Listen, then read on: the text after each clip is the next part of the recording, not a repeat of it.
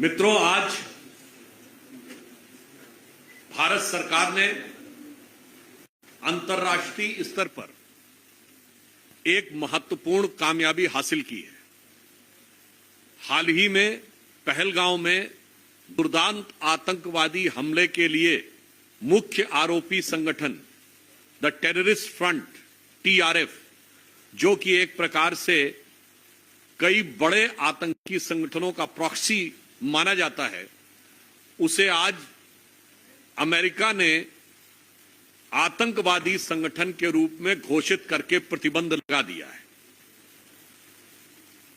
और यह कोई अलग इकलौती घटना नहीं है।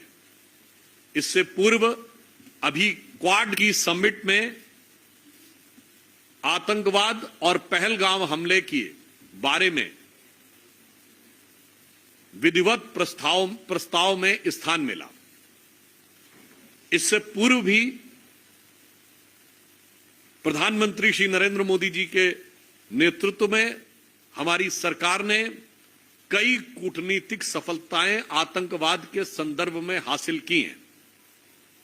26/11 के 2008 के हमले के मुख्य आरोपियों में से एक तहव्वुर राणा का अमेरिकी अदालत से प्रत्यर्पण, उससे पहले हाफिज सईद और मसूद अजहर का आतंकवादी घोषित कराना, और आज TRF को आतंकवादी संगठन के रूप में अंतर्राष्ट्रीय स्तर पर अमेरिका के द्वारा प्रतिबंधित कराना, यह दर्शाता है कि अगर ऑपरेशन सिंदूर में हमने एक तरफ अपने सैन्य कौशल का परिचय दिया, तो अब हम अंतर्राष्ट्रीय कूटनीति में अपनी दक्षता का शानदार परिचय दे रहे हैं।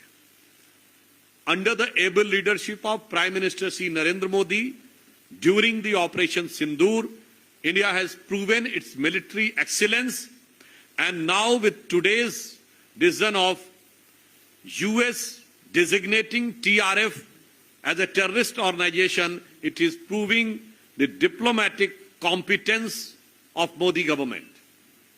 और अब इसके बाद जिन लोगों को भारत की विदेश नीति सर्कस नजर आती थी, तो मैं उनसे कहना चाहूंगा कि जो कुछ विदेश नीति में भारत ने प्राप्त किया है, इसके लिए उनको अपने दिमाग के सर्किट खोलकर समझना चाहिए या अपने सर्किट की जांच करवानी चाहिए।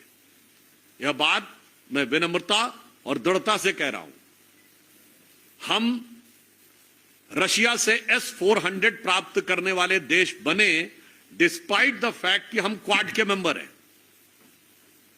Second, S-400 anti missile system हमने रशिया से लिया, जिसने कि इस घटना में बड़ी महत्वपूर्ण भूमिका निभाई।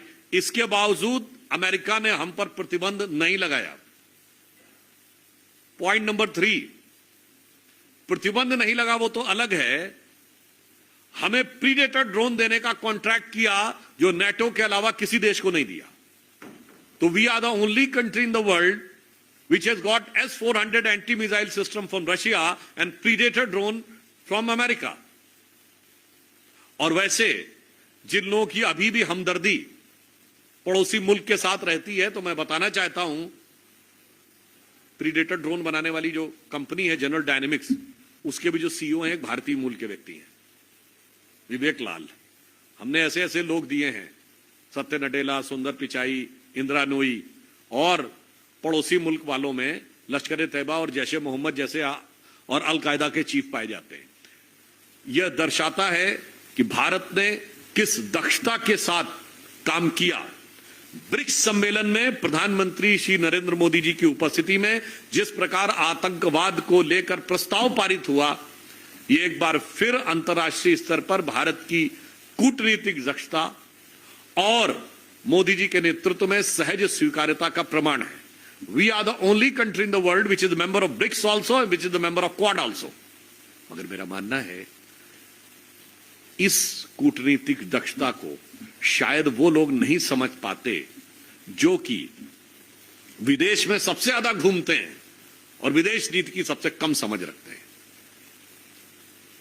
और जिन लोगों के दौरे हुकूमत में हमारी विदेश नीति क्या थी कि 26/11 के हमले के बाद सिर्फ 9 महीने बाद जुलाई 2009 में एक न्यूट्रल डेस्टिनेशन इजिप्ट के शर्म अल शेख में पाकिस्तान के साथ एक शर्मसार करने वाला ज्वाइंट डिक्लेरेशन साइन करते हैं, जिसमें वो ये कहते हैं कि आतंकवाद से शांति वार्ता प्रभावित नहीं होगी।